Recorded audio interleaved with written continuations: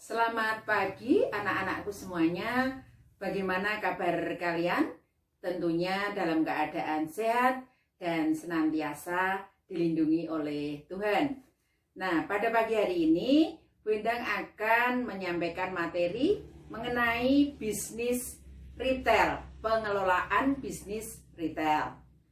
Bagaimana cara memahami bisnis retail yang baik?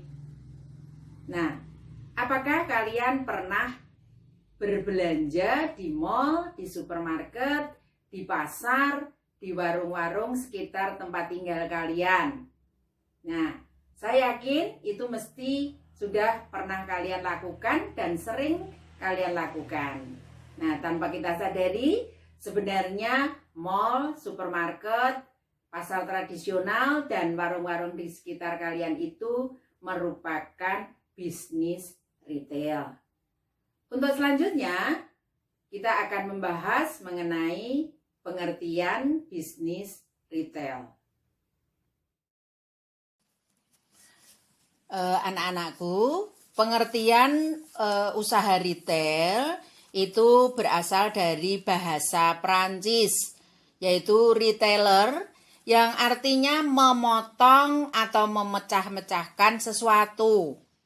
Kemudian ada lagi dari Kamus Besar Bahasa Indonesia, secara satu-satu, sedikit-sedikit, atau ketengan, yaitu tentang penjualan atau pembelian barang. Nah, dari dua pengertian tersebut bisa disimpulkan bahwa pengertian retail adalah bisnis yang meliputi semua kegiatan yang terlibat dalam penjualan atau pembelian sedikit-sedikit langsung kepada konsumen akhir untuk keperluan pribadi, bukan untuk dijual kembali.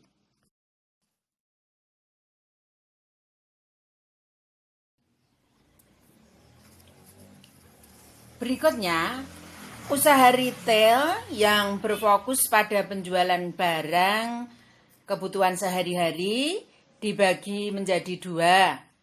Yang pertama yaitu usaha retail tradisional dan yang kedua usaha retail modern.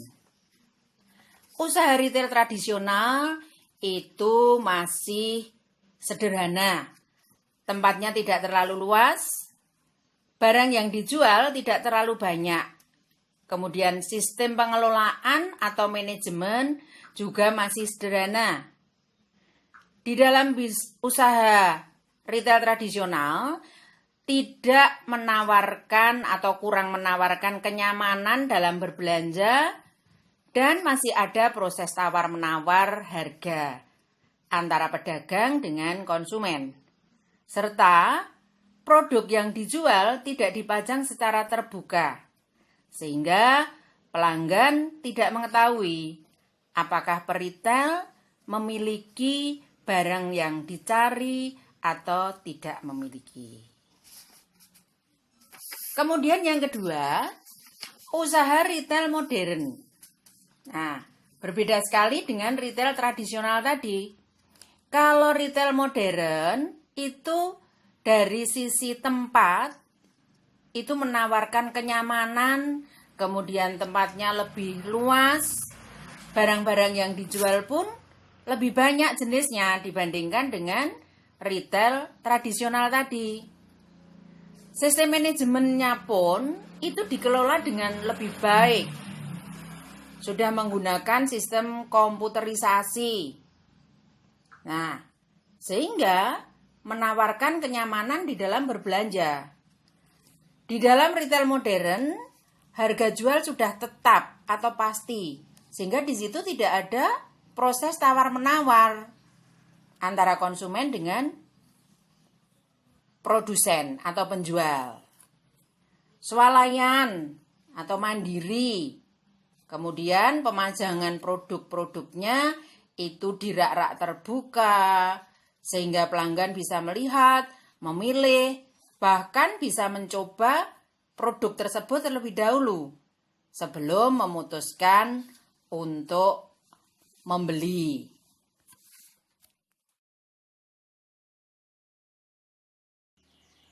Selanjutnya, kita akan membahas mengenai keberhasilan suatu usaha retail. Tingkat keberhasilan usaha retail itu dipengaruhi oleh 3 faktor. Yang pertama yaitu lokasi usaha, kedua harga yang tepat, dan yang ketiga suasana toko. Kita akan membahas satu persatu. Kita mulai yang pertama yaitu lokasi usaha.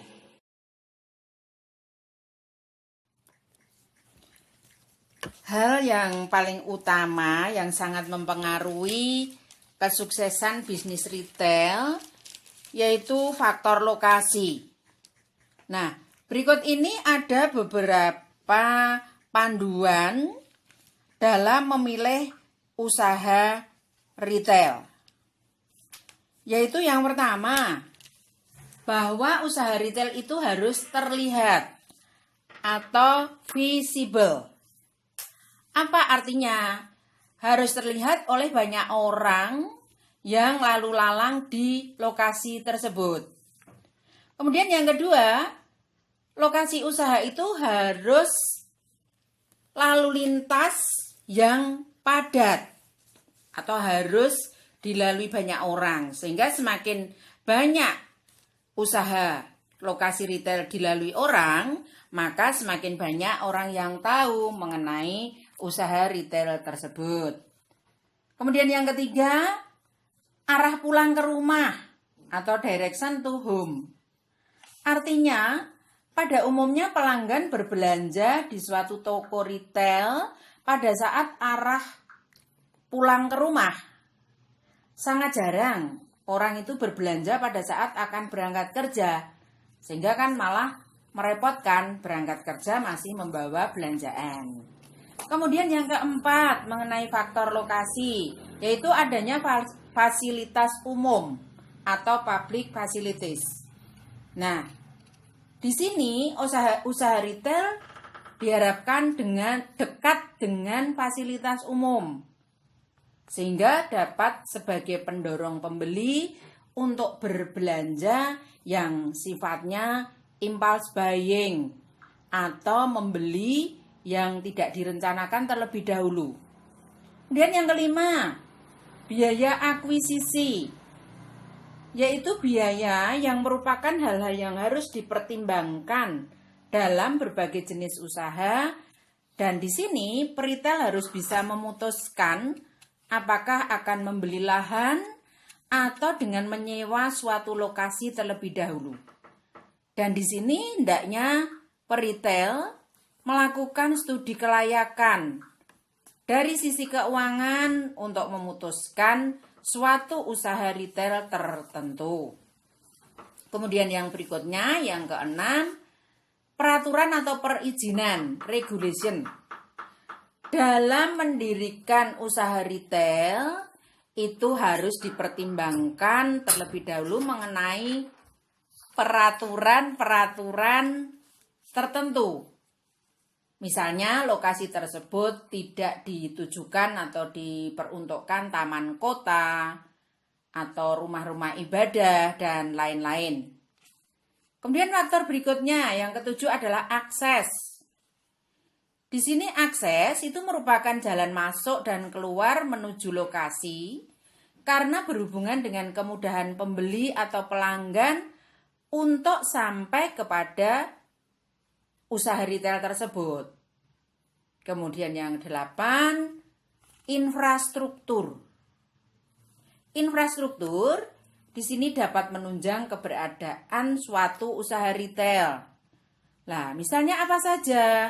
Lahan parkir, toilet, lampu penerangan yang cukup. Nah, hal itu dapat menunjang kenyamanan pelanggan dalam mengunjungi usaha retail tersebut.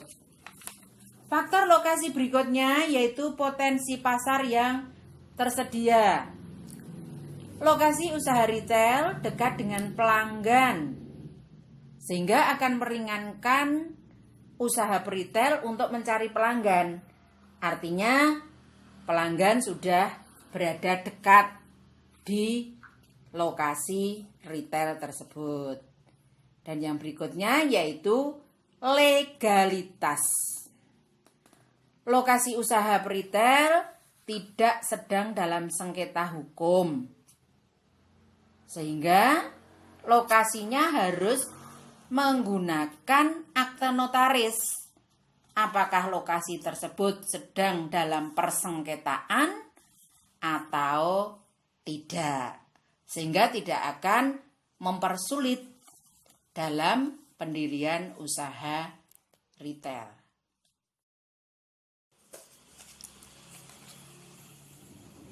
Jadi di dalam penentuan lokasi toko itu sangat-sangat harus diperhatikan.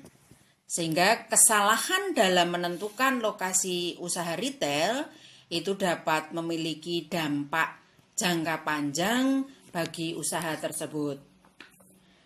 Lalu yang kedua, faktor kedua yaitu harga yang tepat. Nah, mengapa dalam usaha retail faktor harga sangat menentukan keberhasilan usaha retail? Faktor harga ini sangat penting sekali dipahami bagi seorang pengusaha retail. Kadang-kadang hanya karena selisih harga sedikit saja, seorang pelanggan bisa berpindah tempat membeli ke tempat lainnya yang lebih murah. Usahakan agar harga yang dibuat sesuai dengan harga pasar pada umumnya. Namun tetap tidak merugikan pihak retail atau pengecer. Jadi harga tidak terlalu tinggi, tetapi juga tidak terlalu rendah. Itu yang dimaksud dengan harga yang tepat. Kemudian yang ketiga, yaitu suasana toko. Hal penting lain yang perlu diperhatikan bagi seorang peritel yaitu suasana toko. Pada umumnya, suasana toko yang nyaman bisa mendorong konsumen atau pelanggan untuk datang dan berlama-lama di dalam toko tersebut. Suasana toko yang mendukung bisa dikemas sebaik mungkin. Caranya misalnya dengan memutar alunan musik ataupun mengatur tata cahaya toko. Itu bisa dilakukan oleh pengusaha retail dalam rangka menciptakan suasana toko yang nyaman. Selain itu, hal yang perlu diperhatikan untuk menciptakan suasana toko yang menyenangkan bisa dari eksterior toko dan interior toko. Interior toko atau bagian dalam toko meliputi desain ruangan dan tata letak toko atau layout, seperti penempatan barang, kasir, serta perlengkapan lainnya. Seorang pelanggan tentunya akan lebih memilih toko eceran atau retail yang memiliki interior toko yang bagus dan indah. Jika konsumen atau pelanggan senang dengan konsep interior toko tersebut, maka akan senang dan betah berbelanja di dalam toko. Kemudian, suasana toko yang berikutnya yang perlu diperhatikan yaitu eksterior toko, yaitu bagian luar bangunan toko. Bagian ini merupakan bagian yang pertama akan dilihat oleh calon pembeli. Jadi kita perlu membuat bagian eksterior toko semenarik mungkin supaya para konsumen atau pelanggan berminat untuk masuk dan membeli di toko eceran tersebut. Nah, sehingga faktor eksterior toko ini pun juga sangat menentukan. Sebelum calon konsumen masuk ke toko, sudah merasa nyaman terlebih dahulu dengan melihat dari luar. Demikian tadi anak-anakku sekalian, materi mengenai memahami bisnis retail yang telah kita pelajari bersama-sama. Saya berharap anak-anak dapat mengerti dan memahami materi yang telah Bu Endang sampaikan tadi. Untuk selanjutnya kita akan bertemu kembali pada pembelajaran berikutnya. Dan tetap semangat. Terima kasih.